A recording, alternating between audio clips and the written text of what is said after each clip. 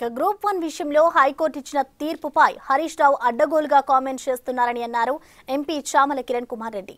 గత ప్రభుత్వ హయాంలో బీఆర్ఎస్ నేతలు టీజీపీఎస్సీ పరీక్షా పేపర్లు అమ్ముకున్నారని ఆరోపించారు. ఉద్యోగాలను భర్తీ చేయాలనే ఆలోచనతో కాంగ్రెస్ ప్రభుత్వం ముందుకెళ్తుందని ఎంపీ చామల స్పష్టం చేశారు. హరీష్ రావు గారు ఈరోజు హైకోర్టు ఇచ్చిన తీర్పు, గ్రూప్ 1 పరీక్షల మీద ఇచ్చిన తీర్పు మీద మీరు స్పందిస్తూ ఇది ప్రభుత్వానికి చెంపపెట్టు అని చెప్పడం జరిగింది. దీన్ని బట్టి చూస్తేనే మీ మానసిక పరిస్థితి అర్థమవుతుంది.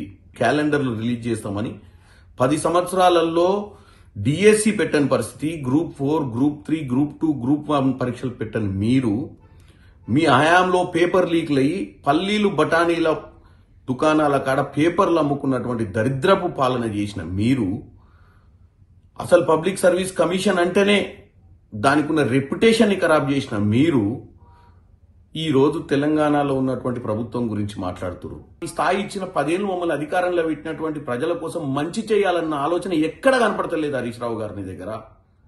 ఇవాళ పాపం ఆ తల్లిదండ్రులు ఆస్తులు అమ్ముకొని పిల్లల్ని తీసుకొచ్చి హైదరాబాద్ లో చదివించుకుంటారు. ఏం నీ ఆనందము? పరీక్షలు స్టే వచ్చిందని ఆనందమా? రీవాల్యుయేషన్ పెట్టిరని ఆనందమా? రీఎగ్జామినేషన్ పెట్టమని ఆనందమా? పాపం అక్కడ విద్యార్థులకు కొంతమందికి న్యాయం జరుగుతుందన్న ఆలోచన లేదు.